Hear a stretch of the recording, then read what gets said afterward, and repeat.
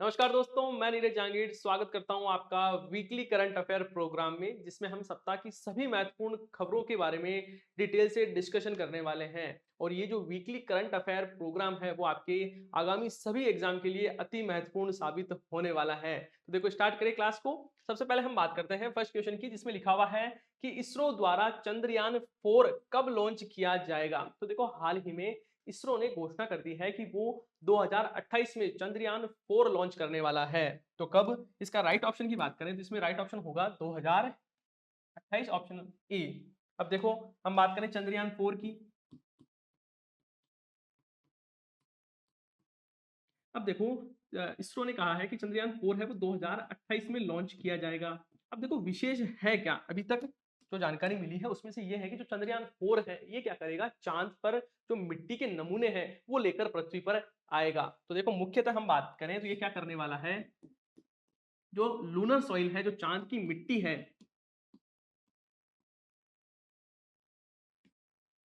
उसके चांद की मिट्टी के नमूने लेकर पृथ्वी पर आएगा। साथ ही हम बात करें आपके चंद्रयान 3 की। चंद्रयान 3 की बात करें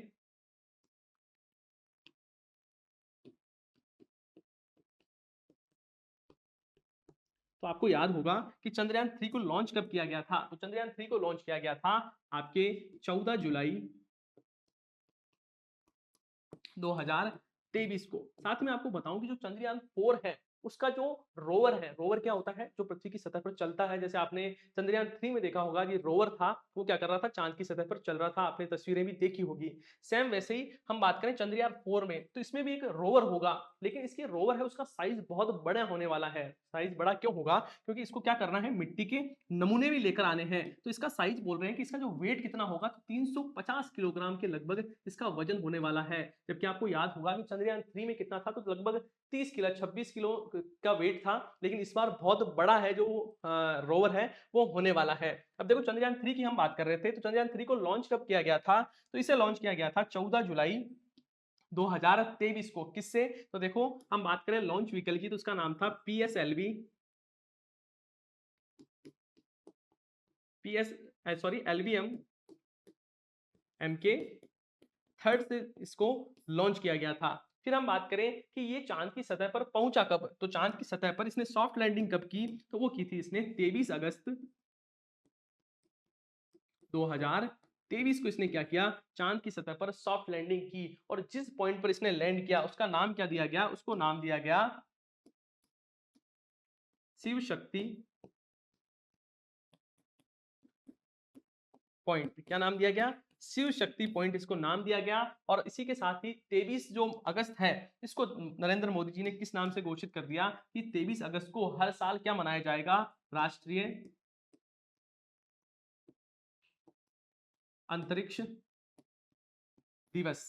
तो ये सारी बातें आपको याद रखनी है कि चंद्रयान 3 के बारे में आपको ये याद रखना है कि चंद्रयान 3 जिस दिन लैंड हुआ था, जिस दिन इसने सॉफ्ट लैंडिंग की थी 23 अगस्त 2023 को, उस दिन को क्या घोषित किया गया, राष्ट्रीय अंतरिक्ष दिवस। और इस पॉइंट पर, जिस पॉइंट पर ये लैंड हुआ था, इसके हम बात करें तो ये जो चंद्रयान 3 है ये लैंड हुआ था 69 डिग्री साउथ पे ये लैंड हुआ था। और जिस पॉइंट पर इसने सॉफ्ट लैंडिंग की थी उसे क्या नाम दिया गया, शिव शक्ति पॉइंट। ये आपको अच्छे से याद रखना है। साथ ही मैं बात करूं कि इसी के साथ सॉफ्ट लैंडिंग करने के बाद जो भारत है, भारत साउथ पोल पर सॉफ्ट लैंडिंग करने वाला दुनिया का पहला देश बन गया था। ये चीज भी आपको याद रखनी है। देखो, इसमें एक आपको कंफ्यूज नहीं होना है। इसमें दो चीजों के बारे में हम बात करते हैं। जब मैं बोलूं आपको कि सॉफ्ट लैंडिंग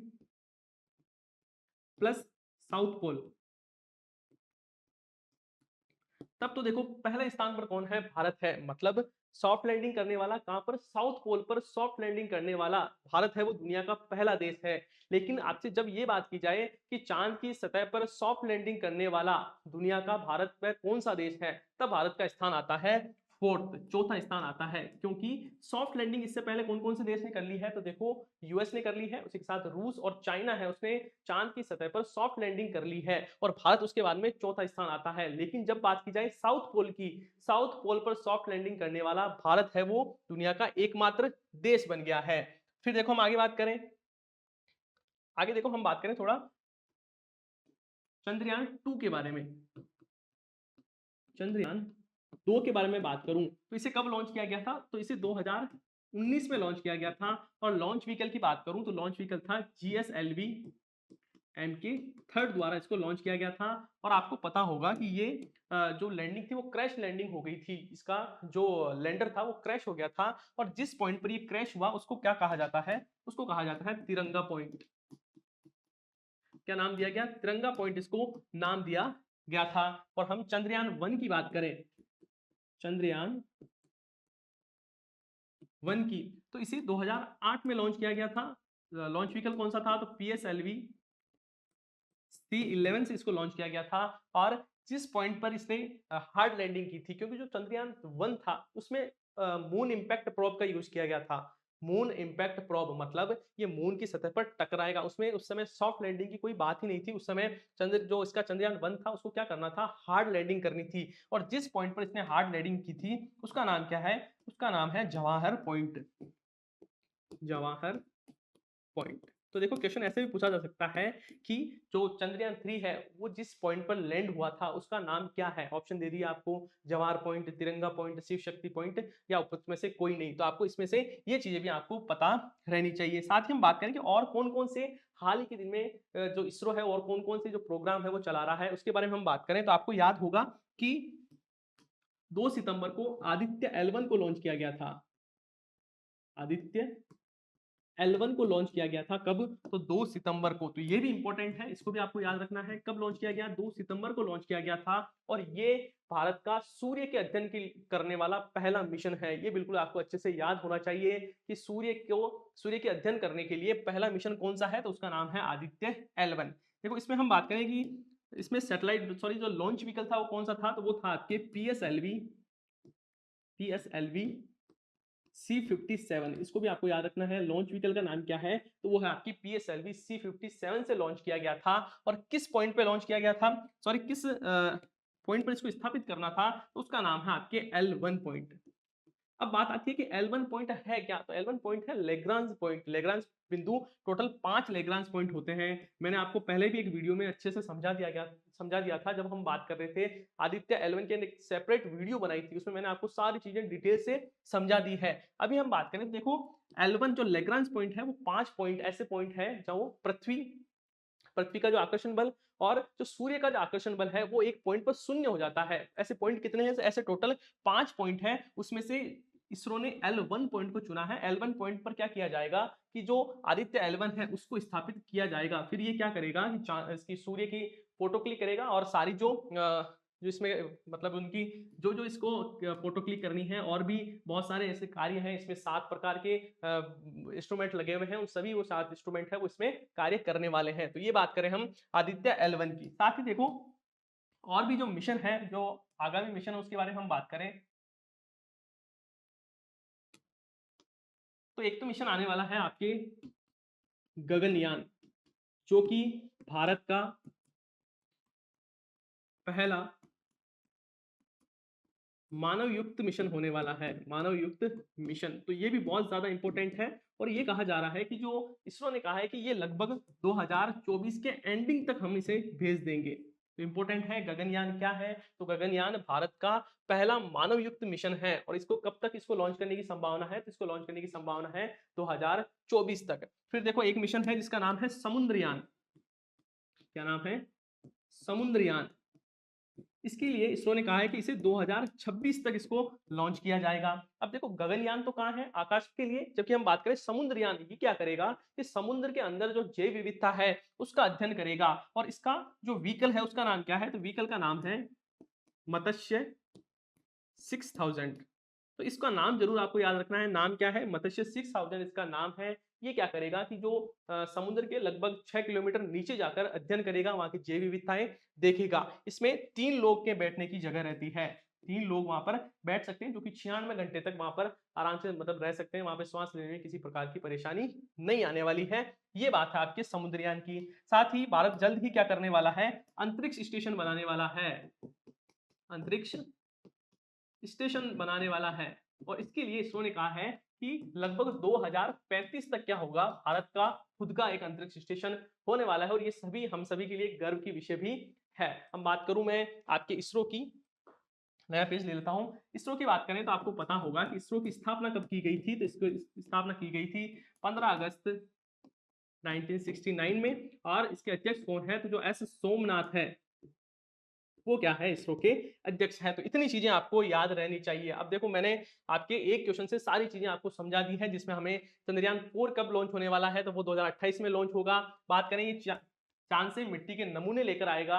और चंद्रयान 3 के बारे में हमने बात कर ली है, चंद्रयान 2, 1 और हम फिर हमने बात की आदित्य 11 के बारे में, गगनयान के बारे में, समुद्रयान के बारे में। साथ ही हम अंतरिक्ष स्टेशन कब लॉन्च करने वाले हैं, तो वो लॉन्च करने वाले हैं 2035 में। तो यहाँ तक की चीजें आपको समझ में आ गई होगी। फिर देखो हम नेक्स्ट क्वेश्चन की तरफ बढ़ते हैं। नेक्स्ट क्वेश्चन क्या लिखा हुआ है कि आईटीएफ विश्व चैंपियन पुरस्कार 2023 से किसे सम्मानित किया जाएगा। तो सबसे पहले हमें यह पता होना चाहिए कि ये आईटीएफ है क्या।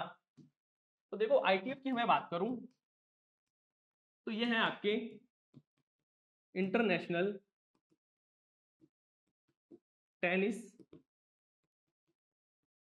फेडरेशन। इंटरनेशनल टेनिस फेडरेशन है वो क्या करता है, हर साल चैंपियन पुरस्कार देता है। इस साल का जो 2023 का जो चैंपियन पुरस्कार है वो किसे प्रदान किया गया है, तो वो प्रदान किया गया है नोवाक जोकोविच का, जो कि सर्बिया के खिलाड़ी है। अब देखो इनके बारे में हम बात करें नोवाक जोकोविच की, तो इन्होंने इस साल में 3 ग्रैंड स्लैम जीते हैं। ग्रैंड स्लैम क्या होते हैं, तो ये टेनिस के मैच होते हैं जिसमें इस बार नोवाक जोकोविच ने टोटल 3 ग्रैंड स्लैम जीत लिए हैं। कितने, 3 ग्रैंड स्लैम जीते हैं। कब की बात कर रहा हूं, मैं कर रहा हूं 2023 में। कौन कौन से, तो देखो इन्होंने ऑस्ट्रेलियन ओपन जीता, इसको मैं मिटा देता हूं, एक बार यहां लिख देता हूं कौन कौन सा। तो इन्होंने ऑस्ट्रेलियन ओपन जीत लिया है, उसके बाद में फ्रेंच ओपन, उसके बाद में देखो विंबलडन होता है, उसके बाद में होता है यूएस ओपन। अब देखो मैं नोवाक जोकोविच की बात करूं तो इन्होंने ऑस्ट्रेलियन ओपन जीत लिया, फ्रेंच ओपन जीत लिया और यूएस ओपन जीत लिया है। जबकि जो विंबलडन ओपन है ये किसने जीता है, ये बहुत इंपॉर्टेंट है। इस बार क्वेश्चन उल्टा भी पूछा जा सकता है, क्योंकि सबको ये लगता है कि जो सारे जो ग्रैंड स्लैम है वो किसने जीते हैं, नोवाक जोकोविच ने जीते हैं। जबकि आपको ये याद रखना है कि जो विंबलडन ओपन है वो किसने जीता है, तो वो जीता है आपके कार्लेस अल्कारेज ने। तो ये भी आपको याद रखना है, इसमें कार्लेस अल्कारेज ने ये जीता है, तो ये भी आपको याद रखना है। दूसरी बात आती है कि जो नोवाक जोकोविच है उन्होंने अब तक सबसे ज्यादा 24 ग्रैंड स्लैम जीत लिए हैं। बहुत बड़ी बात होती है, कितने ग्रैंड स्लैम जीत लिए हैं, 24 ग्रैंड स्लैम हैं। ग्रैंड स्लैम कितने जीत लिए हैं, तो इन्होंने 24 ग्रैंड स्लैम जीत लिए हैं। जबकि 2023 में इन्होंने 3 ग्रैंड स्लैम जीत लिए हैं। और वहीं मैं बात करूं कि जो चैंपियन पुरस्कार है वो कितनी बार जीत लिया है, तो उन्होंने टोटल 8 बार चैंपियन पुरस्कार जीत लिया है। कितनी बार, 8 बार उन्होंने चैंपियन पुरस्कार जीत लिया है। तो ये भी बहुत बड़ी बात होती है। साथ ही मैं बात करूं कि ये जो सॉरी जो चैंपियन पुरस्कार 2023 है इसमें मेल में तो मिला है नोवाक जोकोविच की, जबकि मैं बात करूं कि फीमेल में ये अवार्ड किसको प्रदान किया गया है, तो ये प्रदान किया गया है आपके आर्यन सबलेंका। किसको, तो आर्यन सबलेंका, ये है आर्यन सबलेंका, इनको ये अवार्ड प्रदान किया गया है। तो ये सारी चीजें आपको याद रहनी चाहिए। साथ ही मैं बात करूं तो क्वेश्चन ये भी पूछा जाता है कि जो ऑस्ट्रेलियन ओपन है वो कौन से कोर्ट में खेला जाता है। तो देखो इसमें आपको क्या याद रखना है कि जो ऑस्ट्रेलियन ओपन और जो यूएस ओपन है वो किस में खेला जाता है, वो हार्ड कोर्ट पर खेला जाता है। फ्रेंच ओपन है ये क्ले कोर्ट पर खेला जाता है। और मैं बात करूं विंबलडन ओपन की, तो ये ग्रास कोर्ट है, जिसको ग्रीन कोर्ट या ग्रास कोर्ट कहते हैं, उस पर खेला जाता है। ये सारे क्या है, तो ये टेनिस के टूर्नामेंट होते हैं। मुझे बताओ इसमें किसी प्रकार का आपको कंफ्यूजन है क्या, किसने जीता है, नोवाक जोकोविच ने ये जीता है। इन्होंने 3 ग्रैंड स्लैम इस बार जीत लिए हैं। कौन कौन सा, तो ऑस्ट्रेलियन, फ्रेंच और यूएस ओपन। विंबलडन ओपन किसने जीता है, तो ये जीता है कार्लेस अल्कारेज ने। ये सारी चीजें आपको समझ में आ गई होगी। फिर देखो आगे बात करें हम, आगे देखो क्या लिखा हुआ है कि हाल ही में किस देश के साथ भारत का हाइड्रोलॉजिकल एग्रीमेंट रद्द हुआ है। तो देखो हम बात करें आपके हाइड्रोलॉजिकल एग्रीमेंट की, तो देखो ये किस देश के साथ किया था, तो ये भारत और मालदीव के साथ एक एग्रीमेंट था। किसका एग्रीमेंट था, तो ये नौसेना का एक एग्रीमेंट था। इसमें भारतीय जो नौसेना है वो क्या करेगी, वहां पर जो मालदीव का जो तटीय इलाका है, जो मतलब उनकी समुद्र सीमा है, उसमें जाकर बहुत सारे जैसे रिसर्च वगैरह हो गई, जैव विविधता के बारे में रिसर्च हो गई, वो सारी रिसर्च कर रही थी। लेकिन अब क्या हुआ है, इसको रद्द कर दिया है। रद्द कर दिया है कब, और हम बात करें एग्रीमेंट हुआ कब था, तो ये एग्रीमेंट हुआ था 2019 में। ये भी आपको याद रखना है, एग्रीमेंट हुआ कब था, तो 2019 में ये एग्रीमेंट हुआ है, और अब इस एग्रीमेंट को रद्द कर दिया गया है। हम बात करें कि यहाँ के राष्ट्रपति कौन है, तो मालदीव के राष्ट्रपति है मोहम्मद मोइजू। क्या नाम है इनका, मोहम्मद मोइजू है, जो कि राष्ट्रपति है आपके मालदीव के। और आपको ये भी याद रखना है कि जो इस समय जब हम बात करें एग्रीमेंट हुआ था 2019 में, इस समय इब्राहिम सोली है, वो कौन थे, यहाँ के राष्ट्रपति थे। तो आपको याद रखना है कि जो हाइड्रोलॉजिकल एग्रीमेंट है वो किस देश के साथ, भारत और किस देश के बीच में हुआ था, तो भारत और मालदीव के बीच में हुआ था, जो अब रद्द हो गया है। हुआ कब था, 2019 में हुआ था।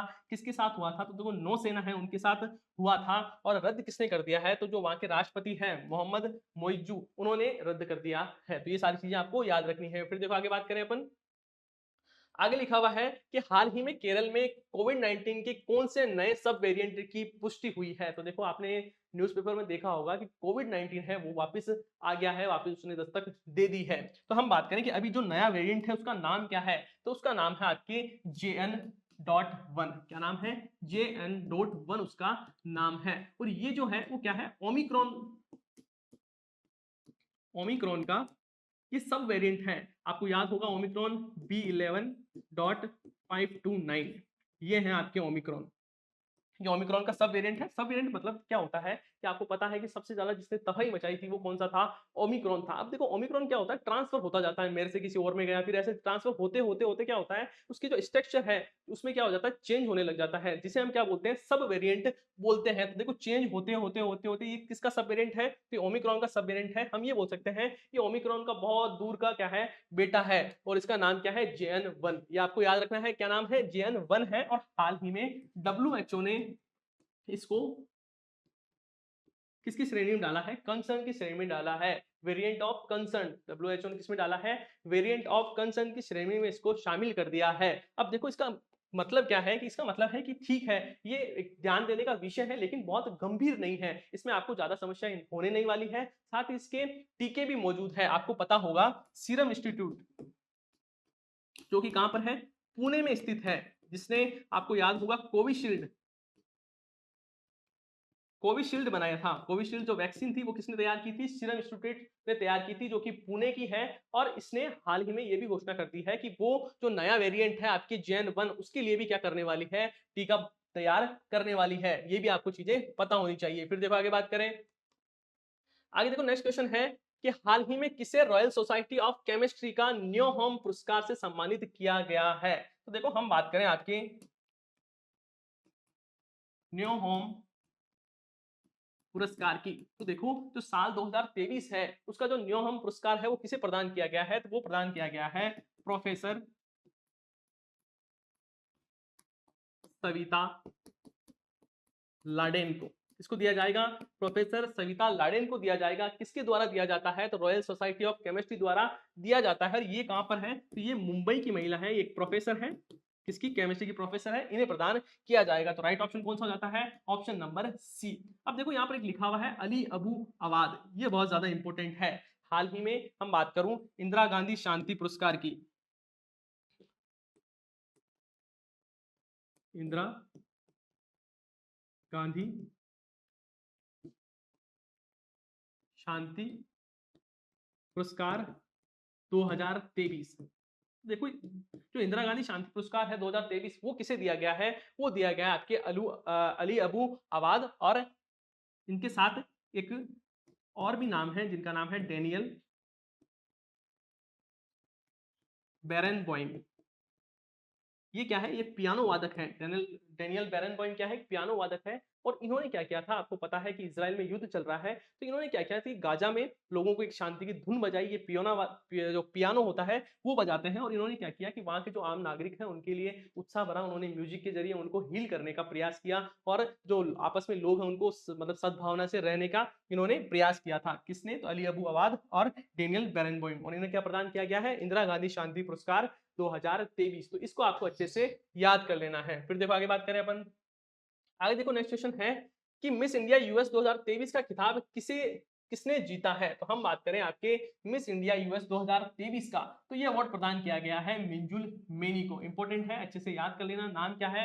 मिंजुल मेनी है, इनको ये अवार्ड प्रदान किया गया है, जिसका नाम क्या है कि यूएस इंडिया पुरस्कार 2023। फिर देखो आगे बात करें, आगे देखो नेक्स्ट क्वेश्चन है कि 8वां ब्रह्मपुत्र वैली फिल्म फेस्टिवल का आयोजन कहाँ हुआ है? तो देखो हम बात करूं आपके 8th Brahmaputra valley film festival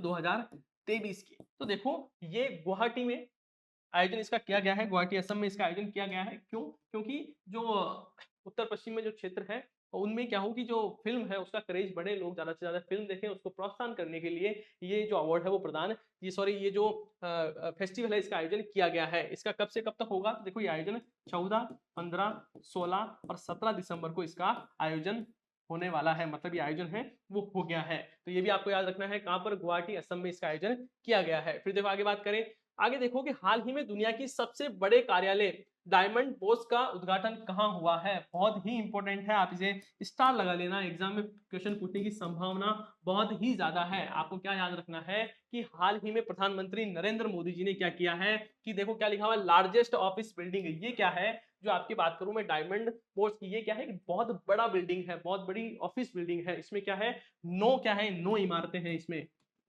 9 इमारत है, मतलब 9 बिल्डिंग है, और ये दुनिया का सबसे बड़ा ऑफिस। आप सोच सकते हो, हम इतने दिन बात कर रहे थे सबसे बड़ा स्टेडियम, सबसे बड़ा स्टेडियम, अब भारत में दुनिया का सबसे बड़ा ऑफिस होगा, जहां पर बहुत सारे ऑफिस होंगे, सब लोग वही काम करने वाले हैं। यहाँ पे जो जो पेंटागन है उससे बड़ा है, मतलब यूएस का जो पेंटागन है उससे भी बड़ा ये ऑफिस होने वाला है। ये कहां पर है? तो ये सूरत में है। कहां पर स्थित है? सूरत में स्थित है। इंपॉर्टेंट है, इसको आप स्टार लगा लेना, कहां पर है? सूरत में है। प्रधानमंत्री नरेंद्र मोदी जी ने इसका इनॉग्रेशन किया है। साथ ही जब हम बात करें तो आपको पता होगा कि सूरत में जो डायमंड होता है उसका काम बहुत ज्यादा होता है, तो ये जो ऑफिस है वो मुख्यतः किसके लिए रहेगा? ये रहेगा जो डायमंड्स के जो मर्चेंट है, जो व्यापारी हैं, उनके लिए ये रहने वाला है। देखो हम यहाँ बात करें, ये है इतना आलिशान ऑफिस होगा जिसमें 9 मतलब इमारतें होने वाली है। इसमें देखो 6.6 मिलियन स्क्वायर फीट में ये फैला हुआ होगा। और बात करें तो यहाँ पर देखो 4700 डायमंड मर्चेंट जो ऑफिसेस हैं, कितने आप सोच सकते हो कितना बड़ा होगा ये। यहाँ पर मतलब लगभग 4500 तो ऑफिस है। फिर मैं बात करूं कि इसमें क्या है कि ये 9 इसमें आइकनिक टावर होने वाले हैं, बहुत सारी सुविधाओं से, सभी जो जितनी भी जो लग्जरी चीजें होती है वो सारी इसमें है, हाई सिक्योरिटी है, 100-150 से ज्यादा इसमें लिफ्ट लगी हुई है, और बहुत सारी इसमें चीजें हैं। और ये भारत के लिए, हम सभी के लिए गर्व का विषय है कि भारत में दुनिया का सबसे बड़ा ऑफिस होने वाला है, जो कि कहां पर है? सूरत में है। नरेंद्र मोदी जी ने इसका उद्घाटन किया है। फिर देखो आगे बात करें, आगे लिखा हुआ है कि काशी तमिल संगमम के दूसरे चरण का उद्घाटन कहां हुआ है? तो देखो हाल ही में प्रधानमंत्री नरेंद्र मोदी जी ने वाराणसी में जो नमो घाट है, कहां पर? तो नमो घाट पर इसका उद्घाटन किया है। किसने किया है? तो पीएम नरेंद्र मोदी जी ने इसका उद्घाटन किया है। फिर देखो आगे बात करें, आगे देखो क्या लिखा हुआ है कि भारत की सबसे तेज और सौर इलेक्ट्रिक नाव बाराकूडा कहां लॉन्च की गई है? तो देखो हम बात करूं बाराकूडा की, ये क्या है? एक इलेक्ट्रिक नाव है। इसमें मैं बात करूं तो इसमें लगभग 12 लोग हैं, वो एक साथ सवार करके जा सकते हैं। इसकी स्पीड की बात करूं तो इसकी स्पीड है 25 किलोमीटर पर आवर। कितनी है? 25 किलोमीटर पर आवर की स्पीड है, या हम बोल सकता हूं 12.5 नॉटिकल माइल्स की पर आवर की स्पीड इसकी है। और साथ ही ये किससे चलने वाली है? तो ये सौर ऊर्जा से चलने वाली है। ये बहुत बड़ी बात है भारत की सबसे तेज सौर ऊर्जा से चलने वाली ये नाव है, जिसका नाम क्या है, बाराकुडा इसका नाम है। कहां पर लॉन्च की गई है, तो देखो ये पिन वैली केरल में इसको लॉन्च किया गया है। ये किसके द्वारा बनाई गई है, ये बात करें तो ये नावाल्ट जो कंपनी है उसके द्वारा बनाई गई है। और ये सारी चीजें आपको याद रखनी है कि स्पीड क्या है, तो इसकी 25 किलोमीटर पर आवर, हम 12.5 नॉटिकल माइल की इसकी स्पीड है। 12 लोग और कुछ कार्गो सामान है उसमें लेकर जाया जा सकता है। और ये भारत की सबसे तेज चलने वाली क्या है, सौर इलेक्ट्रिक नाव है, जिसका उद्घाटन इसका कहाँ किया गया है, केरल में किया गया है। फिर देखो आगे बात करें अपन, आगे लिखा हुआ है कि विश्व बैंक की प्रवासन और विकास रिपोर्ट के अनुसार वर्ष 2023 में प्रवासियों से सर्वाधिक प्रेषण प्राप्त करने वाला देश कौन सा है। अब देखो प्रेषण का मतलब क्या है कि जो प्रवासी लोग हैं, और जैसे मान लो कि आपके कोई रिश्तेदार है, भाई बहन कोई भी है, और वो विदेश में रह रहा है, मान लो कनाडा में रह रहा है, तो वो क्या करेंगे, वहां पर रहेंगे और पैसे कहां पर भेजेंगे, जरूरत के लिए पैसे भेजेंगे घर पे। तो सबसे ज्यादा भारत मतलब कौन सा ऐसा देश है जहां पर सबसे ज्यादा बाहरी पैसा आता है, ये बात की जा रही है इसमें। देखो उसमें टॉप पर आता है अपना प्यारा भारत। भारत क्या करता है, आपको पता है प्रवासी भी सबसे ज्यादा कहाँ है, भारत में है। और सबसे ज्यादा पैसों की बात करें, सबसे ज्यादा पैसा कहां पर आता है, तो वो भारत में आता है, जो कि कितना है, 125 मिलियन डॉलर है। कितना, 125 मिलियन डॉलर है, वो पैसे भारत में आ रहे हैं, किसके द्वारा, प्रवासी भारतीयों के द्वारा। फिर देखो आगे बात करें अपन, आगे देखो लिखा हुआ है अंडर 19 एशिया कप का 10वां संस्करण का आयोजन कहां हुआ है। इंपॉर्टेंट है, स्टार लगा लेना। हम बात करें आपके अंडर 19 एशिया कप, संस्करण कौन सा है, तो संस्करण है आपके 10वां संस्करण है। आयोजन कहां हुआ है, तो इसका आयोजन हुआ है यूएई में। कहां हुआ है, यूएई में इसका आयोजन हुआ है। जीता किसने है, तो बांग्लादेश ने। विनर कौन है, तो बांग्लादेश क्या है, अंडर 19 विश्व कप का 10वां संस्करण है, उसने जीत लिया है। हमसे पूछा गया आयोजन कहां हुआ, तो यूएई में इसका आयोजन हुआ है। सबसे ज्यादा किसने जीता है, तो भारत ने सबसे ज्यादा 8 बार ये भारत जीत चुका है। तो ये चीजें याद रखनी है। अंडर 19 एशिया कप है, उसका कौन सा संस्करण हुआ है, तो 10वां संस्करण है। कहां पर हुआ, तो यूएई में इसका आयोजन हुआ है। जीता कौन है, तो बांग्लादेश ने इसमें जीत दर्ज की है। सबसे ज्यादा बार कौन जीता हुआ है, तो भारत है, उसने सबसे ज्यादा बार अंडर 19 मैच जीता हुआ है। फिर देखो आगे बात करें अपन, आगे लिखा हुआ है कि भारतीय वायुसेना ने कौन सी स्वदेशी वायु रक्षा मिसाइल प्रणाली का सफल परीक्षण किया है। बहुत ही ज्यादा इंपॉर्टेंट है, स्टार लगा लेना। इसी के साथ भारत है वो एक ही मतलब एक ही मिसाइल से 4 जो ऑब्जेक्ट है उसको भेजने वाला पहला देश भी बन गया है। देखो इसके बारे में हम बात करें तो कौन सी प्रणाली है, तो वो प्रणाली का नाम है आपके समर। अब देखो समर की बात करूं, SAMAR, समर की फुल फॉर्म क्या है, तो समर की फुल फॉर्म है आपके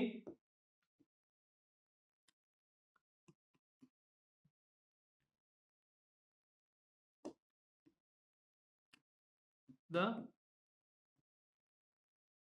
surface to air missile, surface to air missile assured retaliation. क्या नाम है इसका, समर की फुल फॉर्म पूछी जा सकती है, क्या है, the surface to air missile, मतलब सतह से हवा पर मार करने वाली। The surface to air missile assured मतलब बिल्कुल पक्की बात है, अश्योर करता है क्या, रिटेलिएशन, अश्योर्ड रिटेलिएशन इसका पूरा नाम है। तो पूरा नाम भी आपको अच्छे से याद रखना है, एग्जाम में पूछा जा सकता है। नाम क्या है, the surface to air missile assured retaliation इसका पूरा नाम है। अब देखो इस समर में क्या किया गया है, इसमें 2 आकाश मिसाइल होगी। कितनी, 2 आकाश मिसाइल होने वाली है। देखो जिस प्रकार आपको पता है आयरन डोम की हम बात करें तो इजराइल में क्या है, आयरन डोम एक पद्धति है, एक प्रणाली है जो क्या करती है, जो जितने भी बाहरी अटैक है, किसी प्रकार की मिसाइल आएगी उसको क्या करेगा, ये एक डोम की तरह काम करता है। और बाहर ही मान लो यहाँ पर मैं बात करूं तो ये क्या करेगा, जैसे यहाँ पर आयरन डोम लगा हुआ है, अब यहाँ पर किसी भी प्रकार की यदि मिसाइल आई तो ये क्या करेगा, एक डोम की बात काम करेगा और इस मिसाइल को यही नष्ट कर देगा। सेम वैसे ही भारत ने एक प्रणाली विकसित की है जिसका नाम क्या है, समर इसका नाम है। ये क्या करती है, इसमें 2 आकाश मिसाइल लगी हुई है और ये क्या करती है, जो दूसरी जो मिसाइल है, जो अटैक करने वाली मिसाइल है, उसको क्या करती है, ध्वस्त कर देती है। हाल ही में इसका सफल परीक्षण भी किया गया है। सफल परीक्षण कहां किया गया, तो देखो जो अस्त्र शक्ति जो अभ्यास हुआ था 2023 अस्त्र शक्ति अभ्यास में इसका सफल परीक्षण किया गया है और इसने क्या किया है कि मतलब एक फायर में ही इसने 4 जो निशाने हैं वो सही इसने भेज दिए थे और ऐसा करने वाला भारत दुनिया का पहला देश बन गया था। तो इसका नाम क्या है? समर है। वैसे आपको पता होगा आयरन डोम किसका प्रणाली है? तो ये एक इजराइल की एक प्रणाली है जो क्या करती है मतलब अटैक करती है। साथ ही मैं बात करूं S-400 रशिया की है और जो थर्ड है ये किसकी है? ये है आपकी यूएस की। तो ये चीजें भी आपको याद रखना है। ये क्या है? एक वायु रक्षा मिसाइल प्रणाली है। फिर देखो आगे बात करें अपन, आगे देखो क्या लिखा हुआ है कि हाल ही में सर्ववेद महामंदिर का उद्घाटन कहाँ किया गया है? ये भी बिल्कुल इंपॉर्टेंट है। सर्ववेद महामंदिर की मैं बात करूं तो इसका उद्घाटन किया गया है वाराणसी में। कहां पर? वाराणसी में नरेंद्र मोदी जी ने इसका उद्घाटन किया है। और अब देखो इसमें है क्या, नाम से तो लगता है सर्ववेद मतलब सभी वेदों का एक मंदिर होगा, लेकिन इसमें क्या है? एक अध्यात्म योग करने की एक जगह है, बहुत बड़ा एक मंदिर है, लेकिन इस मंदिर किसी भगवान को डेडिकेट नहीं किया हुआ है। इसमें क्या होगा? योग की चीजें होने वाली है। देखो यहाँ लिखा हुआ है इसमें 4000 दोहे लिखे गए हैं। इसकी जो दीवारें हैं उस पर क्या है? 4000 दोहे लिखे गए हैं और 20,000 एक साधक एक साथ इसमें साधना कर सकते हैं। मतलब आप समझ सकते हो कि इसमें 20,000 लोग हैं वो एक साथ क्या कर सकते हैं? योग साधना कर सकते हैं। फिर देखो 135 फीट ऊंची सदगुरु देव की प्रतिमा है। अब देखो ये आपसे एग्जाम में पूछा जा सकता है कि जो सर्ववेद मंदिर है उसमें किसकी मूर्ति लगी हुई है? अब अपने दिमाग में क्या आएगा? जैसे क्वेश्चन देखेंगे हमें लगेगा यार सर्ववेद मंदिर तो योग और साधना के लिए है तो इसमें किसी प्रकार की मूर्ति नहीं होगी, लेकिन ये किसी भगवान को मतलब डेडिकेट नहीं कर इसमें सदगुरुदेव की प्रतिमा लगाई गई है जो कि 135 फीट ऊंची है। और साथ ही देखो ये जो पंखुड़ियां दिख रही है आपको, 125 पंखुड़ियां में कमल की तरह इसमें जो गुंबज है उसको सजाया गया है और ये 100 करोड़ रुपए की लागत से इसको बनाया गया है। और इसका उद्घाटन प्रधानमंत्री नरेंद्र मोदी जी ने इसका उद्घाटन किया है कहाँ पे? ये वाराणसी में इसका ये स्थित है। तो ये भी आपको याद रखना है। फिर देखो आगे बात करें अपन, आगे लिखा हुआ है कि हाल ही में खेलो इंडिया पैरा गेम्स के प्रथम संस्करण का आयोजन कहाँ किया गया है? ये भी इंपॉर्टेंट है। देखो खेलो इंडिया पैरा गेम, पैरा मतलब जो दिव्यांग हैं उनके लिए ये गेम होंगे और ये पहला इसका संस्करण होने वाला है। अब आपको ही पता है किसी प्रकार के कोई गेम होते हैं और उसका पहला संस्करण है तो वो बहुत ज्यादा इंपॉर्टेंट हो जाता है। तो देखो मैं बात करूं खेलो इंडिया पैरा गेम्स की, इसका क्या है? प्रथम संस्करण है। ये बिल्कुल आपको याद रखना है। कौन सा संस्करण है इसका? ये प्रथम संस्करण है। और ये कहां पर आयोजित किया गया? तो ये नई दिल्ली में इसका आयोजन किया गया। नई दिल्ली में इसका आयोजन किया गया। तो राइट ऑप्शन कौन सा हो गया? नई दिल्ली। इसमें 7 खेल शामिल थे। कितने खेल थे? तो इसमें 7 खेल शामिल थे और 10 से लेकर 17 दिसंबर तक ये गेम्स चले। और इसमें मैं बात करूं कि इसमें जो मस्कॉट है वो कौन है? तो देखो एक छोटी सी चिड़िया दिख रही होगी आपको, देखो यहाँ पर कोने में, ये देखो यहाँ पे, ये क्या है? इसका नाम है उज्ज्वला। उज्ज्वला इसका नाम है। ये क्या है? यहाँ की इस जो पैरा गेम्स है उसकी मस्कॉट है। तो ये भी चीजें आपको याद रखनी है। क्या क्या याद रखना है कि ये क्या है? पहला संस्करण है। पहला संस्करण कहाँ पर हुआ? तो पहला संस्करण है वो आपके दिल्ली में इसका आयोजन किया गया है। इसमें टोटल कितने खेल शामिल है? तो इसमें टोटल 7 खेल है वो आपको शामिल है। ये आपको चीजें याद रखनी है। फिर मैं बात करूं आगे, आपको क्या याद रखना है कि इसमें जो इसका मस्कोट है वो क्या है? उज्ज्वला है वो इसका क्या है? मस्कोट है। तो ये चीज भी आपको याद रखनी है। फिर आगे देखो हम आगे बात करें,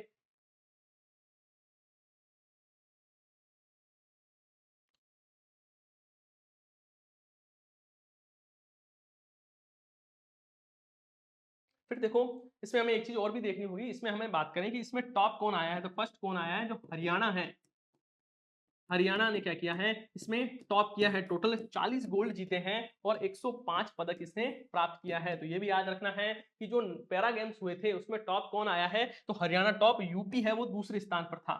यूपी उत्तर प्रदेश है वो कौन सा था? दूसरे स्थान पर था। और हरियाणा ने टोटल 40 तो क्या जीते? गोल्ड मेडल प्राप्त किए और 105 इसने पदक टोटल प्राप्त किए थे। मस्कॉट का नाम क्या है? तो उज्ज्वला है, उसके मस्कॉट का नाम है शुभंकर का नाम है। फिर देखो आगे बात करें अपन, आगे लिखा हुआ है कि हाल ही में अंतरराष्ट्रीय गीता महोत्सव 2023 का आयोजन कहाँ हुआ? तो देखो मैं बात करूं आपकी गीता महोत्सव का, तो इसका आयोजन हुआ था कुरुक्षेत्र में। कुरुक्षेत्र हरियाणा में, कुरुक्षेत्र हरियाणा में हुआ था। और इसका उद्घाटन किसने किया था? तो जो उपराष्ट्रपति है,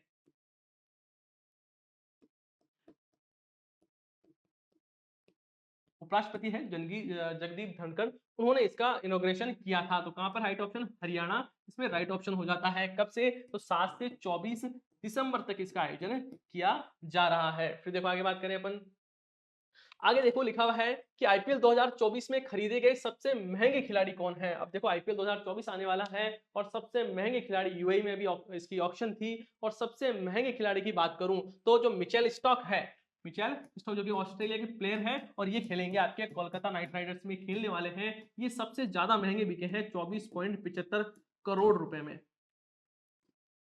बहुत ही बड़ी बात हो जाती है, कितने? 24.75 करोड़ रुपए में बिके हैं। इसके लिए खेलेंगे, केकेआर के लिए खेलेंगे। नाम क्या है? मिचेल स्टॉक, ऑस्ट्रेलिया के खिलाड़ी हैं। दूसरे नंबर पर कौन है? तो पैट कमिंस है, वो दूसरे स्थान पर है, जिन्हें 20.5 मतलब 20.5 करोड़ रुपए में इन्हें खरीदा गया है। ये भी ऑस्ट्रेलिया के खिलाड़ी हैं और ये एसआरएच के साथ ये खेलेंगे, जो हैदराबाद सनराइजर है उसके साथ ये खेलने वाले हैं। और सबसे ज्यादा यदि कोई इंपॉर्टेंट रहता है अपने लिए, मेरे को जो सबसे अच्छा लगा वो है आपके समीर रिजवी। ये उत्तर प्रदेश के हैं, उत्तर प्रदेश के मेरठ से संबंधित है, और इनकी जो बेस प्राइस थी वो थी मात्र 20 लाख रुपए, और ये 8.5 करोड़ रुपए में बिके हैं।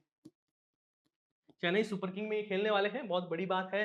सोचो आज की बेस प्राइस भी कितनी है, 20 लाख रुपए है, उत्तर प्रदेश के हैं, और ये इन्हें 8.5 करोड़ रुपए में जो चेन्नई सुपर किंग है उसने खरीद लिया है। तो ये अपने आप में बहुत बड़ी बात हो जाती है। फिर देखो आगे बात करें अपन, आगे लिखा हुआ है कि अब्देल फतेह अल सीसी तीसरी बार किस देश के राष्ट्रपति चुने गए हैं। तो देखो अब्देल फतेह अल सीसी की बात करूं तो वो तीसरी बार मिस्र के राष्ट्रपति चुने गए हैं। इंपॉर्टेंट क्या है? मिस्र के राष्ट्रपति चुने गए हैं। ये आपके मिस्र रहा, इजिप्ट, ये रहा आपके इजिप्ट, और यहाँ पे रेड सी, ये मेडिटेरियन सी, और यहाँ पर क्या है आपके स्वेज नहर है, ये विक्टोरिया लेक है जहाँ से व्हाइट नील निकलती है, और ये चीजें आपके सामने हैं। फिर देखो आगे बात करें, आगे लिखा हुआ है खेलो इंडिया गेम्स 2023 का आयोजन कहाँ किया जाएगा। इंपॉर्टेंट है, स्टार लगा लेना इस पर। खेलो इंडिया गेम्स की मैं बात करूं, खेलो इंडिया गेम्स 2023 की, तो इसमें संस्करण कौन सा है? तो ये संस्करण होने वाला है आपकी 6ठा संस्करण है, और इसका आयोजन कहाँ किया जाएगा? तो इसका आयोजन किया जाएगा आपके तमिलनाडु में। तमिलनाडु में इसका आयोजन किया जाएगा। टोटल 4 शहर है जिसमें इसका आयोजन किया जाएगा। कौन कौन से 4 शहर हैं? तो देखो 4 शहरों के बारे में बात करूं तो वो होने वाले हैं आपके चेन्नई, मदुरै, त्रिची, चेन्नई, मदुरै, त्रिची, और मैं बात करूं आपके और कोयम्बटूर। इन 3 जगह पर क्या होने वाला है? इस 4 जगह पर इसका आयोजन होगा। टोटल इवेंट कितने होंगे? तो टोटल 27 इवेंट इसमें होने वाले हैं। तो ये चीजें आपको याद रखनी है, बहुत इंपॉर्टेंट है कि जो 6ठा संस्करण है इसका आयोजन कब होगा। खेलो इंडिया गेम 2023 का जो 6ठा संस्करण है इसका आयोजन कहाँ होने वाला है? तमिलनाडु में होगा। तमिलनाडु के 4 स्थान पर होने वाला है, चेन्नई, मदुरै, त्रिची और कोयम्बटूर। टोटल कितने इवेंट होंगे? तो टोटल 27 इसमें इवेंट होने वाले हैं। वही मैं देखो बात करूं कि जो इसको आपके इसका 5th संस्करण है, 5वां संस्करण है, और वो कहां पर आयोजन हुआ था? तो वो एमपी मध्य प्रदेश में इसका आयोजन किया गया था, और इसका जो मस्कोट था उसका नाम क्या था? आशा। क्या नाम था? आशा नाम था। और महाराष्ट्र था जो टॉपर। टॉपर कौन था? तो महाराष्ट्र था। ये भी आपको याद रखना है। मैं बात कर रहा हूं आपके 5th जो संस्करण था उसके बारे में। ये कौन सा है? ये 6ठा संस्करण है, ये 5वां संस्करण है, जो एमपी में हुआ था। महाराष्ट्र इसमें टॉप की थी। जो मस्कोट का नाम क्या था? तो आशा था मस्कोट का नाम। ये चीजें आपको समझ में आ गई होगी। फिर देखो आगे बात करें, आगे लिखा हुआ है कि विजय हजारे ट्रॉफी 2023 की विजेता टीम कौन सी है। तो देखो विजय हजारे ट्रॉफी है वो संबंधित है क्रिकेट से, तो ये भी आपको याद रखना है। विजय हजारे का संबंध किससे है? क्रिकेट की एक ट्रॉफी है, और किसने जीता है? तो हरियाणा ने ये जीता है। किसने? हरियाणा ने। और उप विजेता कौन रहा है? तो राजस्थान है वो उप विजेता रहा है। ये सारी चीजें आपको याद रखनी है। फिर देखो आगे बात करें, आगे लिखा हुआ है कि हाल ही में राष्ट्रीय कौशल विकास निगम ने भारतीय मजदूरों के अधिकारों की रक्षा के लिए किसके साथ राजनीतिक समझौता किया है, या किसके साथ समझौता किया है? तो देखो इसमें राइट ऑप्शन हो जाता है आपके सऊदी अरब। भारत में देखो जो मजदूर होते हैं, आपने देखा होगा कि जो सऊदी में बहुत सारे मजदूर वर्ग जाते हैं, तो वहां पर उनके जो अधिकार है उनके अधिकार की रक्षा कैसे की जाए उसके लिए ये किया गया है। इंपॉर्टेंट है, आपको अच्छे से याद रखना है कि किसने किया है, ये चीज याद रखनी है। तो राष्ट्रीय कौशल विकास निगम ने किया है। किसके साथ किया है? तो यूएई के साथ किया है। क्यों किया है? तो जो मजदूर वर्ग है जो कि वहां पर जाकर काम करते हैं उनके अधिकारों की रक्षा के लिए समझौता किया गया है। तो ये आपको याद रखना है। फिर देखो आगे बात करें, आगे लिखा हुआ है कि आनंद विवाह अधिनियम का संबंध है। अब देखो आनंद विवाह अधिनियम है क्या, कि आपने देखा होगा कि जो रजिस्ट्रेशन ऑफ सिख मैरिज है, मतलब जो सिख समुदाय है उनकी जो मैरिज है वो किससे रजिस्टर्ड होती है, तो वो जो आपके हिंदू मैरिज एक्ट है उससे रजिस्ट्रेशन होती है, मतलब इसके लिए अलग एक्ट नहीं था। तो ये किससे संबंधित है, तो ये बात करें तो जम्मू कश्मीर में हाल ही में जो आपके सिख मैरिज एक्ट है उसके तहत क्या कर सकता है, तो सिख समुदाय के जो लोग हैं वो अपने शादी का रजिस्ट्रेशन करवा सकते हैं। तो इसका संबंध कहाँ से है, पहली बात तो जम्मू कश्मीर से है, दूसरी बात क्या ये भी पूछा जा सकता है कि आनंद विवाह अधिनियम संबंधित है, तो ये है आपके सिख समुदाय से। तो ये दो चीजें आपको याद रखनी है। फिर देखो आगे बात करें, आगे लिखा है मेजर ध्यानचंद खेल रत्न पुरस्कार 2023 किसे प्रदान किया जाएगा। अब देखो हाल ही में आपको पता होगा कि जो नेशनल स्पोर्ट्स जो अवार्ड है उनकी घोषणा कर दी गई है। तो इसमें मैं बात करूं आपके मेजर ध्यानचंद खेल रत्न पुरस्कार की, तो इसकी घोषणा किस कर दी गई है, इसमें किसको दिया जाएगा, तो देखो चिराग चंद्रशेखर शेट्टी और सात्विक साईराज, ये दोनों प्लेयर हैं। ये किससे संबंधित है, तो ये बैडमिंटन के प्लेयर है और इन्हें ये अवार्ड प्रदान किया जाएगा। ये अवार्ड दिए कब जाएंगे, तो ये अवार्ड दिए जाएंगे 9 जनवरी 2024 को। ये सारे जो अवार्ड है वो दिए जाएंगे किसके द्वारा, तो युवा मामलात और जो खेल मंत्रालय है उनके द्वारा इसकी घोषणा कर दी गई है। कब प्रदान किए जाएंगे, तो 9 जनवरी को ये अवार्ड प्रदान किए जाएंगे। इसमें मैं बात करूं सबसे पहले मेजर ध्यानचंद खेल रत्न पुरस्कार, जो कि खेल के क्षेत्र में सर्वोच्च पुरस्कार है, वो किसे प्रदान किया गया है, चिराग चंद्रशेखर शेट्टी और रंकी रेड्डी सात्विक साईराज को प्रदान किया गया है। ये इंपॉर्टेंट है, आपको अच्छे से याद कर लेना है। अब मैं देखो बात करूं मेजर ध्यानचंद खेल रत्न पुरस्कार की, तो इसकी शुरुआत की गई थी 1991-92 में इसकी शुरुआत की गई थी। और इस समय इसका नाम क्या था, इसका नाम था राजीव गांधी खेल रत्न पुरस्कार। पहले नाम क्या था, राजीव गांधी खेल रत्न पुरस्कार इसका नाम था। और इसका नाम चेंज कर दिया गया कब, तो 6 अगस्त 2021 में इसका नाम चेंज करके क्या कर दिया गया, मेजर ध्यानचंद खेल रत्न पुरस्कार। मेजर ध्यानचंद कौन है, तो ये हॉकी के जादूगर के नाम से जानते हैं। और इन्होंने जब 1928, 1932 और 1936 के ओलंपिक में भारत को स्वर्ण पदक दिलाया था, दिलवाया था, स्वर्ण पदक दिलाया था। मैं किसकी बात कर रहा हूँ, मैं बात कर रहा हूँ आपके मेजर ध्यानचंद जी की। इन्होंने हॉकी का जादूगर इन्हें कहा जाता है। और 1928, 1932 और 1936 में इन्होंने स्वर्ण पदक दिलाया था। इसका नाम कब चेंज किया गया था, तो 6 अगस्त 2021 को इसका नाम चेंज कर दिया गया था। पहले नाम था तो राजीव गांधी खेल रत्न पुरस्कार इसका नाम था। इसमें क्या दिया जाता है, तो इसमें देखो 25 लाख रुपए की राशि प्रदान की जाती है। इंपॉर्टेंट है, राशि पूछ सकते हैं कितनी, तो 25 लाख रुपए की राशि इसमें प्रदान की जाती है, ये आपको याद रखना है। फिर देखो आगे बात करें अपन, आगे देखो ये लिखा हुआ आपके मेजर ध्यानचंद खेल रत्न पुरस्कार किसको दिया गया, चिराग शेट्टी को हमने देखा ही था, और सात्विक साईराज, दोनों किससे संबंधित है, तो ये बैडमिंटन से दोनों संबंधित है। फिर देखो हम बात करें कि 2022 का जो मेजर ध्यानचंद खेल रत्न पुरस्कार था ये किन्हें प्रदान किया गया, तो ये दिया गया था शरद कमल को, जो कि टेबल टेनिस के प्लेयर थे। टेबल टेनिस के प्लेयर हैं, किसकी प्लेयर है, टीटी के ये प्लेयर हैं। 2022 का जो मेजर ध्यानचंद खेल रत्न पुरस्कार है ये इन्हें प्रदान किया गया था। और 2023 की बात करें तो ये दोनों एक जोड़ी है जिसका नाम है चिराग और सात्विक साईराज, ये दोनों बैडमिंटन के प्लेयर हैं, इन्हें ये अवार्ड प्रदान किया गया है। फिर देखो आगे हम बात करें, आगे हम बात करते हैं मेजर ध्यानचंद खेल पुरस्कार, जो मेजर ध्यानचंद खेल रत्न पुरस्कार जो कि राजस्थान के ऐसे कौन कौन से खिलाड़ी हैं जिन्हें दिया जा चुका है। तो इसमें है श्री राज्यवर्धन सिंह राठौड़, जिन्होंने निशानेबाजी इनका गेम है और 2004-5 में इन्हें दिया गया था। उसके बाद देवेंद्र झाझड़िया को, जो कि एथलेटिक्स है, इन्हें प्रदान किया गया था। अवनी लेखरा को, जो कि पैरा ओलंपिक में इन्होंने गोल्ड मेडल जीता था, पैरा शूटिंग के लिए दिया गया था 2021 में। फिर मैं बात करूं कृष्णा नागर को, इन्हें पैरा बैडमिंटन के खिलाड़ी है और 2021 में ये जो अवार्ड है वो प्रदान किया गया था। फिर देखो हम बात करें खेल और खेलों में उत्कृष्ट प्रदर्शन करने के लिए अर्जुन पुरस्कार, अर्जुन पुरस्कार है वो इस बार टोटल 26 जो खिलाड़ी हैं उन्हें प्रदान किया गया है। शुरू कब किया गया था, तो 1961 में से शुरू किया गया था। तो ये इंपॉर्टेंट है और ये आपकी लिस्ट है। वैसे मैंने अलग से एक वीडियो बना दी है जिसमें आपकी जितने भी जो नेशनल स्पोर्ट्स अवार्ड है उनकी सारी अलग से मैंने वीडियो बना दी है, जिसमें हमने एक एक चीजों के बारे में डिटेल डिस्कशन कर लिया है। तो आप वहां से ये चीजें देख सकते हो। टोटल कितने हैं, तो 26 खिलाड़ी हैं, उनको इस साल क्या दिया गया है, आपके अर्जुन अवार्ड से सम्मानित किया जाएगा। फिर देखो हम नेक्स्ट बात करें, नेक्स्ट है खेलों में उत्कृष्ट प्रशिक्षकों के लिए द्रोणाचार्य पुरस्कार। द्रोणाचार्य पुरस्कार की मैं बात करूं तो इसकी शुरुआत 1985 में की गई थी और इसकी 2 श्रेणियां हैं। कौन कौन सी, एक तो है नियमित श्रेणी और एक है आपके लाइफ टाइम अचीवमेंट अवार्ड श्रेणी। तो ये 2 श्रेणी में अवार्ड दिया जाता है। मैं बात करूं नियमित श्रेणी में तो श्री ललित कुमार को कुश्ती के लिए, श्री आरबी रमेश को शतरंज के लिए, श्री महावीर प्रसाद सैनी को पैरा एथलेटिक्स के लिए और श्री शिवेंद्र सिंह जो कि हॉकी से संबंधित है उनको, और श्री गणेश प्रभाकर देवरुखर को जो कि मलखम से संबंधित है, इन 5 लोगों को क्या दिया है, नियमित श्रेणी में आपके द्रोणाचार्य पुरस्कार दिया गया है। फिर देखो आगे बात करूं, साथ में आपको बता दूं ये जो पुरस्कार है वो पिछले 4 वर्ष में जो खिलाड़ी है या जो प्रशिक्षक है उनको पिछले 4 वर्ष में उन्होंने उनके जो बेहतर कार्य है, जो उन्होंने स्पोर्ट्स में जो शानदार उन्होंने जो खेला है उसके लिए अवार्ड दिए जाते हैं। वही मैं बात करूं आजीवन श्रेणी में तो ये जसकीरत सिंह ग्रेवाल जो कि गोल्फ की खिलाड़ी है, श्री भास्करन ई जो कि कबड्डी के खिलाड़ी या कोच बोल सकते हैं हम, और श्री जयंत कुमार पशीवाल जो कि टेबल टेनिस की खिलाड़ी है, उन्हें life time achievement award Dronacharya पुरस्कार दिया गया है। फिर देखो आगे बात करें, आगे मैं बात करूं खेल और खेलों के जीवन प्रयत्न उपलब्धि के लिए ध्यानचंद पुरस्कार। देखो इसकी शुरुआत की गई थी 2002 में, इसकी शुरुआत की गई थी। ये अवार्ड इसलिए प्रदान किया जाता है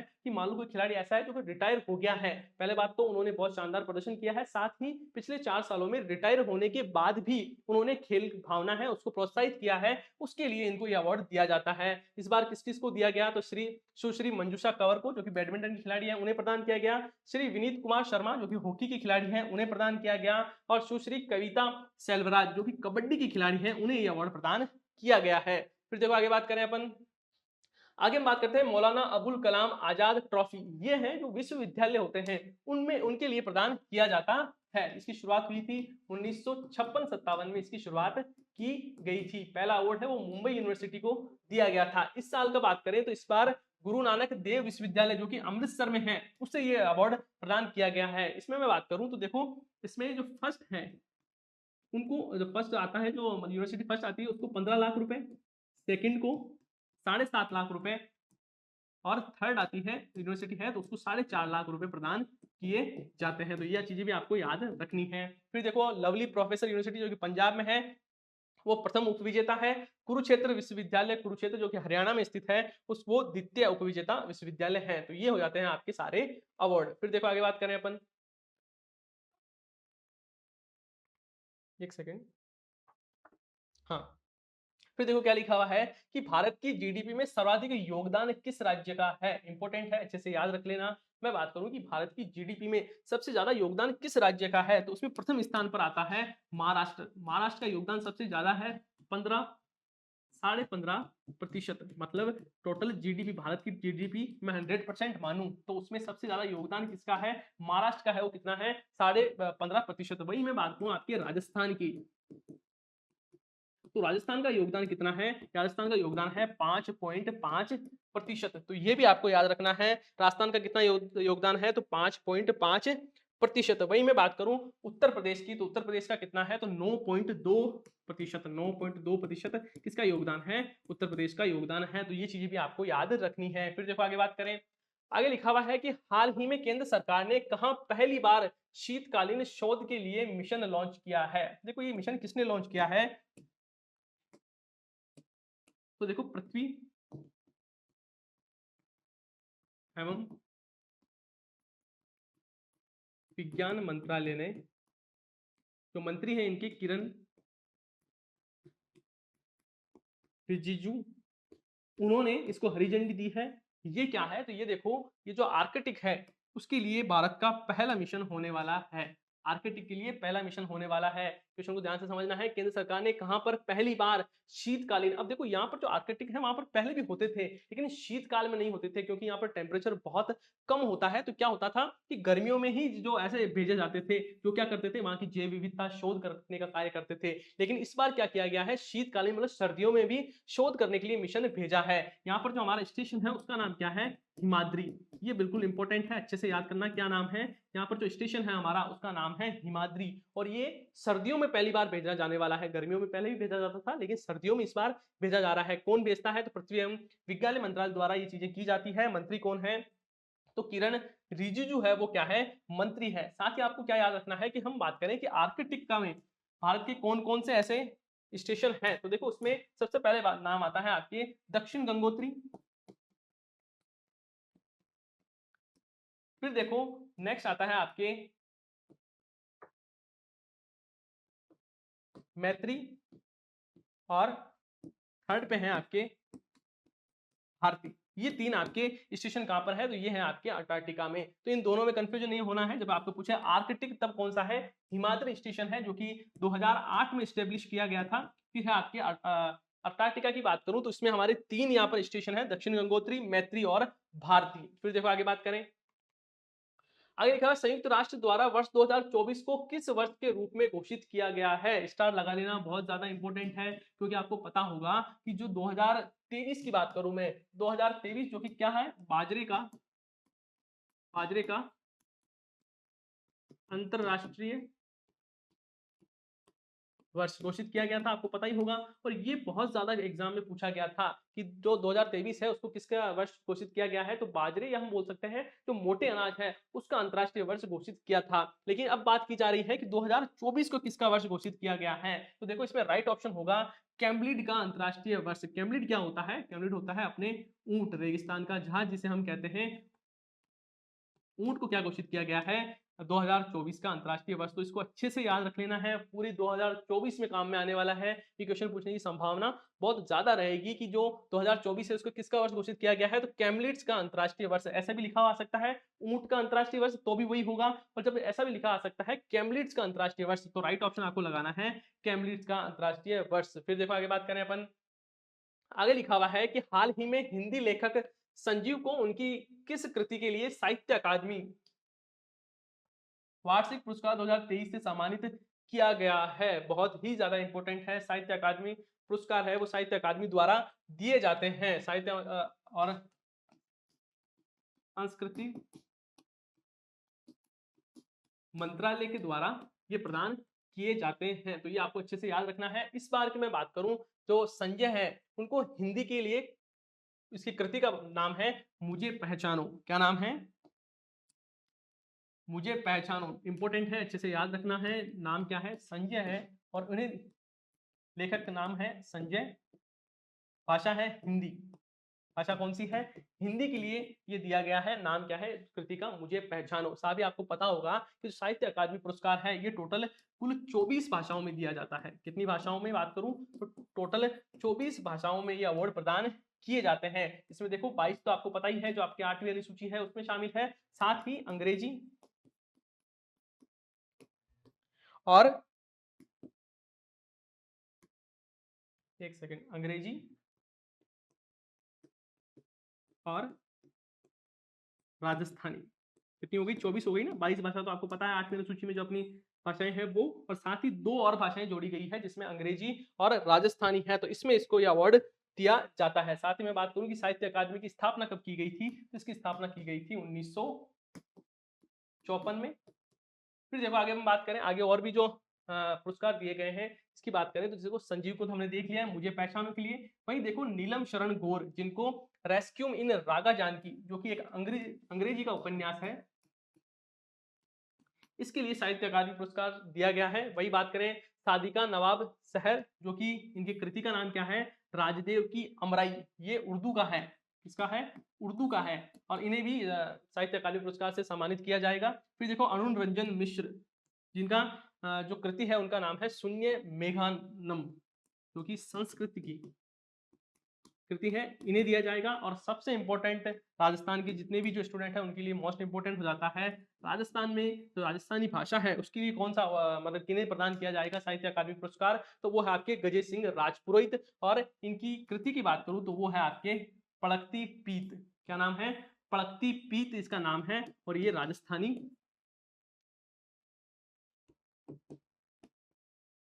भाषा के लिए इन्हें प्रदान किया गया है। तो ये सारी चीजें आपको याद रहना चाहिए। साथ ही ये तो आपको याद रखना ही है गजेश सिंह, और हिंदी की आपको जरूर याद रहनी चाहिए। फिर देखो आगे बात करें अपन।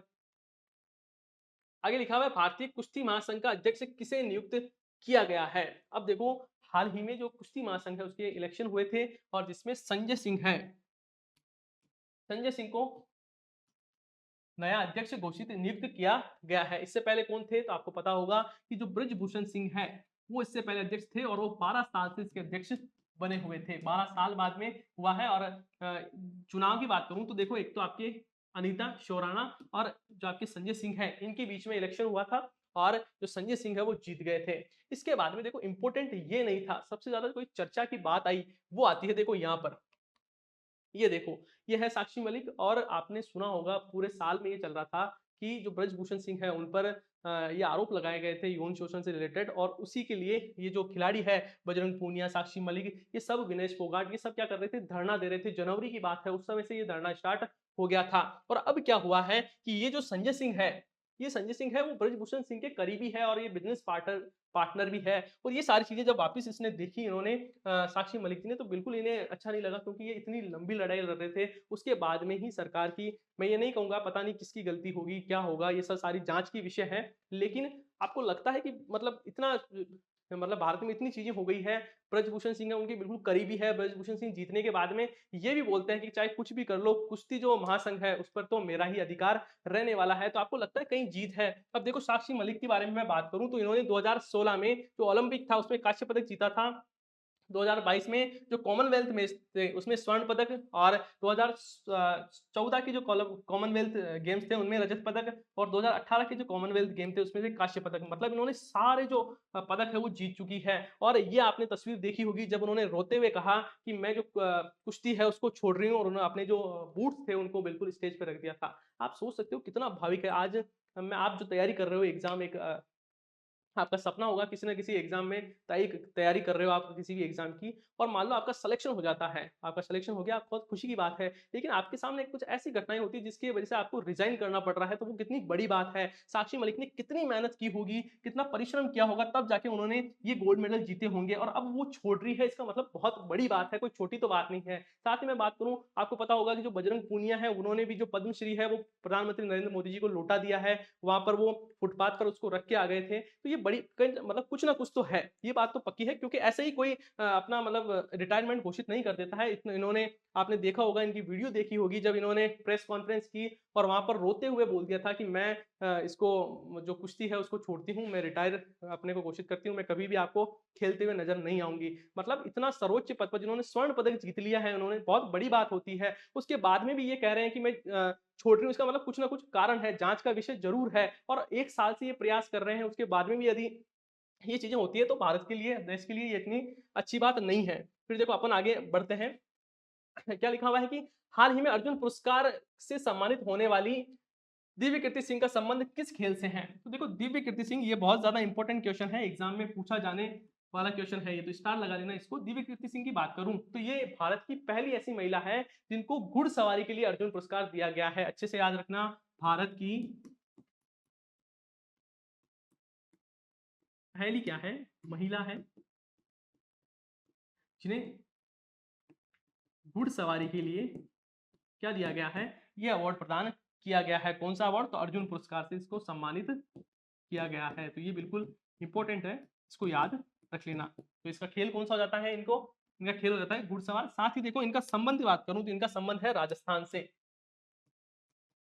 राजस्थान से इनका संबंध है। राजस्थान में नागौर जिले में एक पी नाम का कस्बा है, वहां से इनका संबंध है। इनकी जो एजुकेशन है वो मेयो कॉलेज से इनकी एजुकेशन हुई है, दिव्य कीर्ति सिंह। साथ ही आपको याद होगा कि जो स्टेट इलेक्शन कमीशन है, अपने राजस्थान स्टेट इलेक्शन कमीशन, इन्होंने विधानसभा चुनाव में इन्हें स्टेट इलेक्शन आइकन नियुक्त किया था, स्टेट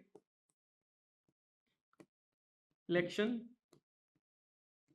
आइकन नियुक्त किया था। तो ये भी इंपॉर्टेंट है, स्टार लगा के लिख लेना। देखो इंपॉर्टेंट क्यों हो जाता है, कोई भी शख्सियत है जैसे ये है दिव्य कीर्ति सिंह, पहली बात तो इन्होंने क्या किया कि इन्होंने अर्जुन पुरस्कार मिला है तो इंपॉर्टेंट हो जाता है। दूसरी बात इंपॉर्टेंट क्यों हो जाता है, क्योंकि इन्होंने, भारत की ये पहली महिला है जिन्होंने घुड़सवारी में अर्जुन पुरस्कार जीता है, तो और ज्यादा इंपॉर्टेंट हो गया।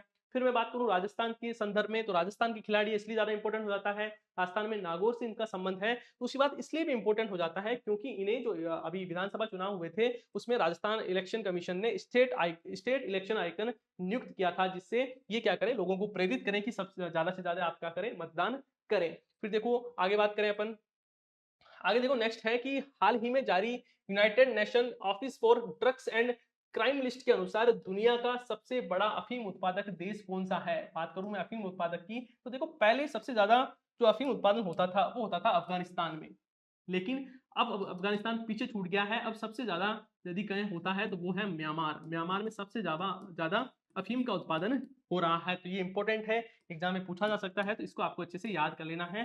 क्या होगा राइट ऑप्शन, अफीम, सॉरी म्यांमार। और उत्पादन सबसे ज्यादा किसका होता है, तो वहां पर अफीम का उत्पादन होता है। पहले कौन था, तो पहले जो अफगानिस्तान है वो टॉप पर था, अब कौन है, तो म्यांमार टॉप पर आ गया है। फिर देखो आगे बात करें अपन, आगे लिखा हुआ है जल महोत्सव 2023 का आयोजन कहाँ किया जा रहा है। तो देखो हम बात करें जल आपके सॉरी मैं बात करूं आपके जल महोत्सव का, तो देखो इसका आयोजन किया जा रहा है आपके मध्य प्रदेश में। कहां पर, तो मध्य प्रदेश में आयोजन किया जा रहा है, 1 साल तक इसका आयोजन किया जाएगा। तो इंपॉर्टेंट है, 1 साल तक आयोजन किया जाएगा, मध्य प्रदेश में इसका आयोजन किया जा रहा है। इसका नाम क्या है, जल महोत्सव 2024। फिर देखो आगे बात करें, आगे लिखा निम्नलिखित में से कौन गणतंत्र दिवस 2024 पर मुख्य अतिथि होंगे। तो देखो आपको पता है मुख्य अतिथि जो भी होते हैं हमेशा गणतंत्र दिवस पर, वो इंपॉर्टेंट ही रहता है। देखो इस साल इमैनुअल मैक्रोन है, वो क्या होने वाले हैं, गणतंत्र दिवस पर मुख्य अतिथि होंगे। और इससे पहले आपको पता होगा कि जो 2000 मैं बात करूं 23 पर, उस समय शुरू में जो बाइडेन को आमंत्रित किया गया था, तो लेकिन लास्ट में वो चीजें कुछ हो नहीं पाई, इसलिए चीजें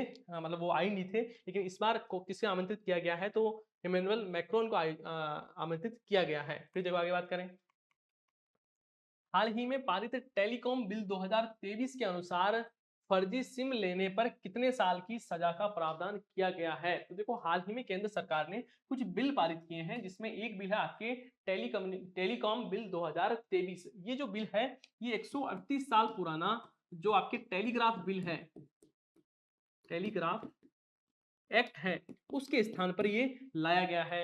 इस जो टेलीकॉम बिल है उसमें क्या कहा गया है कि यदि कोई ऐसा व्यक्ति है जो कि फर्जी सिम खरीदते हुए पाया जाता है, तब उसे 3 साल की तो सजा होगी, 3 साल की सजा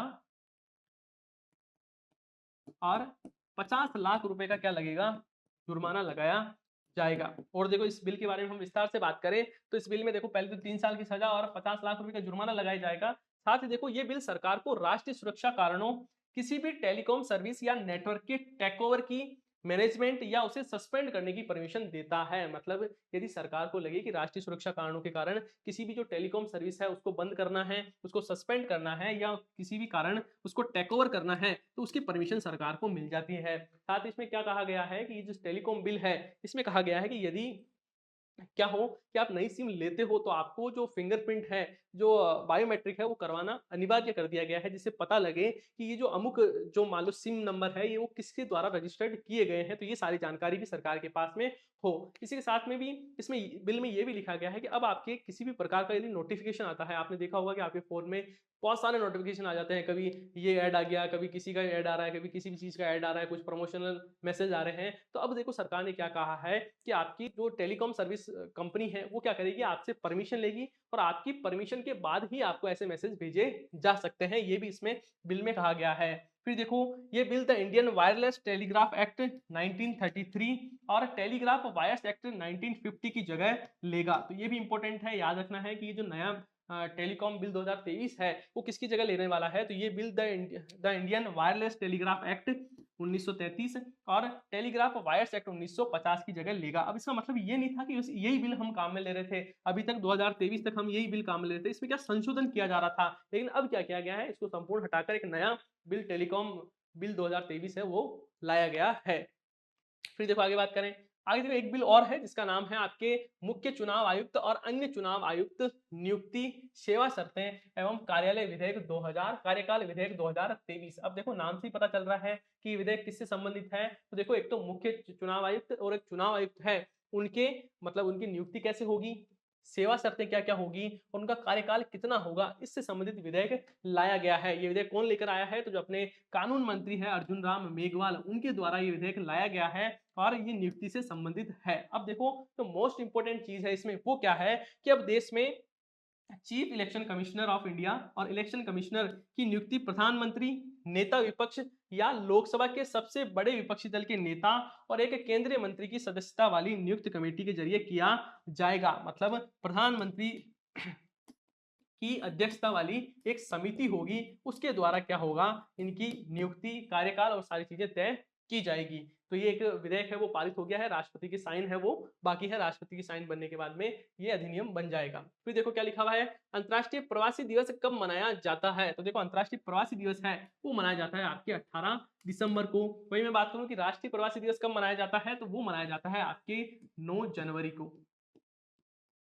क्योंकि आपको याद होगा कि 9 जनवरी को क्या हुआ था, जो अपने राष्ट्रपिता है महात्मा गांधी जी वो साउथ अफ्रीका से भारत आए थे और इसी की याद में ये प्रवासी दिवस जो राष्ट्रीय प्रवासी दिवस है वो मनाया जाता है। फिर जब आगे बात करें, आगे है कि विजय दिवस कब मनाया जाता है? तो देखो आपको याद होगा कि विजय दिवस कब मनाया जाता है? विजय दिवस मनाया जाता है 16 दिसंबर को, क्योंकि 16 दिसंबर 1971 की बात करें तब क्या हुआ था, भारत